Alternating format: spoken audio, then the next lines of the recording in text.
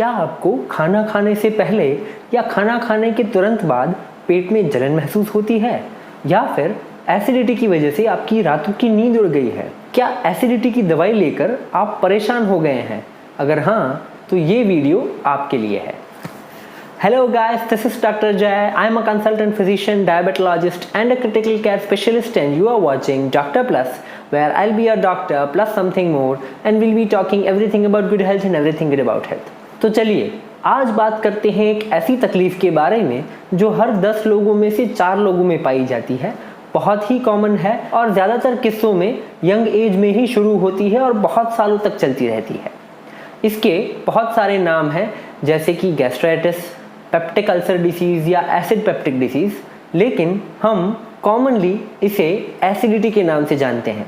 तो आज हम जानेंगे कि एसिडिटी का मतलब क्या है, एसिडिटी में क्या क्या तकलीफ होती है, एसिडिटी है या नहीं इसका पता कैसे चले, और सबसे इम्पॉर्टेंट इसका इलाज क्या है।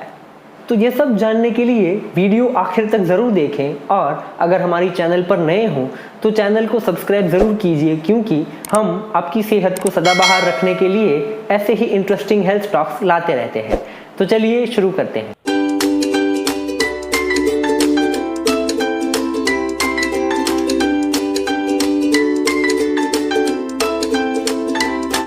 एसिडिटी या यूं कहें कि एसिड पेप्टिक डिसीज़ एक लाइफस्टाइल डिसऑर्डर है, यानी कि अगर आपकी लाइफस्टाइल इर्रेगुलर है, मतलब अगर आपके खाने पीने की टाइमिंग्स इर्रेगुलर हैं, अगर आपके सोने और जागने की टाइमिंग्स इर्रेगुलर हैं, अगर आप बहुत ज़्यादा स्ट्रेस लेते हैं, तो ये कंडीशंस में आपको एसिडिटी होने के चांसेस बहुत ज़्यादा हैं।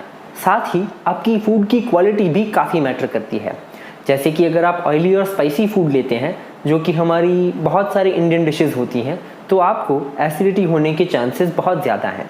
दूसरा रीज़न है जेनेटिक्स। यस, अगर आपके पेरेंट्स को एसिडिटी है तो आपको भी एसिडिटी होने के चांसेस काफ़ी बढ़ जाते हैं। तीसरा बहुत ही इम्पॉर्टेंट फैक्टर है दवाइयाँ। जी हाँ, लेकिन एसिडिटी की दवाई नहीं, ये ऐसी दवाइयाँ होती हैं जो आप routinely, for example heart problem, diabetes, blood pressure, thyroid, ऐसी बहुत सारी कंडीशंस के लिए अगर रेगुलर दवाइयाँ ले रहे हैं तो ये दवाइयों से भी बहुत ज़्यादा चांसेस हैं कि आपको एसिडिटी हो। और ख़ासकर अगर आप बीमार हों और एंटीबायोटिक्स ले रहे हों, लेकिन इन एंटीबायोटिक्स के साथ अगर आप एसिडिटी की दवाई नहीं ले रहे, तो आपको एसिडिटी या गैस्ट्राइटिस होने से भगवान भी नहीं बचा सकते। तो हमने ये तो जान लिया कि एसिडिटी क्यों होती है। अब ये जानते हैं कि एसिडिटी में क्या क्या होता है। एसिडिटी का सबसे कॉमन सिम्टम है पेट में या सीने में जलन होना। दूसरा सिम्टम है पेट में भारी भारी फील होना, खाने पीने की इच्छा ना होना, या फिर थोड़ा सा खाने पर भी पेट भर जाना। तीसरा सिम्टम है एक्सेसिव बर्पिंग, यानी कि बहुत ही ज़्यादा अमाउंट में डकारे आना। और लास्ट फोर्थ, एसिडिटी ज़्यादा होने पर रात को सोते वक्त नींद उड़ जाना और बैठने पर अच्छा फील होना। ये कॉमनली रिफ्लक्स डिसीज़ में पाया जाता है, जिसका प्रेजेंटेशन एसिड पेप्टिक डिसीज़ या पेप्टिक अल्सर डिसीज़ से काफ़ी मिलता जुलता है। तो जिनको एसिडिटी है उन्होंने तो ये सिम्टम्स ऑलरेडी झेले हुए हैं, लेकिन जिनको एसिडिटी नहीं है वो एसिडिटी के पेशेंट्स को ये वीडियो भेजकर उनकी मदद ज़रूर कर सकते हैं, क्योंकि अब हम डिस्कस करने वाले हैं एसिडिटी की ट्रीटमेंट। सबसे पहले तो लाइफस्टाइल मॉडिफिकेशन। जी हाँ, जैसे हमने आगे देखा एसिडिटी एक लाइफस्टाइल डिसऑर्डर है, तो लाइफस्टाइल को सुधारना इस बीमारी का सबसे असरदार इलाज भी है। The first thing that you can do is make your sleep timings and meal timings regular. आपके खाना खाने और सोने जागने के टाइमिंग्स को रेगुलर करने से ही आपकी आधी से ज़्यादा तकलीफ तो दूर हो जाएगी। दूसरा, आपके food habits. Avoid oily and spicy food. Deep fried और स्पाइसी फूड को अवॉइड करना बहुत ज़रूरी है, क्योंकि these are triggers for gastritis. तीसरा, अवॉइड स्ट्रेस। अब ये मॉडिफिकेशन ऐसा है कि सिर्फ कहने से बात नहीं बनेगी। आज मैंने कह दिया कि भाई स्ट्रेस कम करो और कल आपके सारे स्ट्रेस खुशियों में बदल जाएंगे, ऐसा तो हो नहीं सकता। This is such a modification कि जिसमें एफर्ट्स लगाने पड़ेंगे और बहुत सारे एफर्ट्स लगाने पड़ेंगे। योगा, मेडिटेशन, एक्सरसाइज, बहुत सारे रास्ते हैं स्ट्रेस फ्री रहने के लिए। ट्राई एनी ऑफ दीज और ऑल ऑफ दीज, लेकिन कुछ तो करना ज़रूरी है, क्योंकि इस एसिड पेप्टिक डिसीज़ का एक मेजर कॉन्सिक्वेंस है पेप्टिक अल्सर्स। जी हाँ, इसका मतलब ये है कि आपकी स्टमक या इंटेस्टाइन की इनर लेयर पर अल्सर्स हो जाना, और एक बार ये अल्सर्स हो गए तो फिर लाइफ बहुत डिफ़िकल्ट हो जाती है।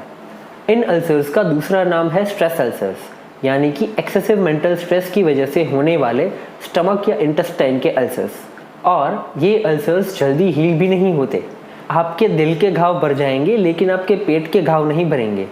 तो आपके दिल को बोलिए कि थोड़ा शांति से काम ले। तो ये तो बात हो गई एसिडिटी के रीजंस की और उसके मेजर कॉन्सिक्वेंसेस की। अब बात करते हैं मुद्दे की कि एसिडिटी हो तो उसका स्पेसिफिक इलाज क्या है।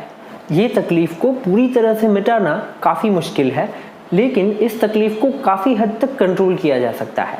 अगर आप अपनी फूड हैबिट्स और लाइफस्टाइल में ज़रूरी बदलाव लाने के लिए रेडी हैं तो ये तकलीफ को काफ़ी हद तक कंट्रोल किया जा सकता है। पर सारे लाइफस्टाइल और फूड मॉडिफिकेशंस करने के बाद भी कई पेशेंट्स को थोड़ी बहुत तकलीफ रह सकती है, जिसके लिए बहुत ही इफेक्टिव मेडिकेशंस अवेलेबल हैं। There are various classes of antacid medications. हाँ, ये मेडिकल प्रिस्क्रिप्शंस पर दी जाने वाली दवाइयाँ हैं। कभी कभी ओवर द काउंटर दवाइयाँ भी मिल जाती हैं, लेकिन आई वुड सजेस्ट कि आप डॉक्टर की सलाह के बगैर ये दवाइयाँ कंज्यूम ना करें।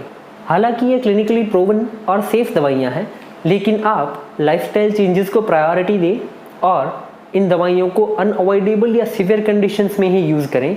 यही इस वीडियो का मैसेज है। This was all for today.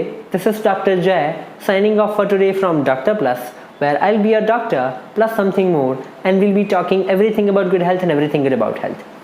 Do subscribe to our channel, do like the videos and share the videos to everyone you feel this video might help.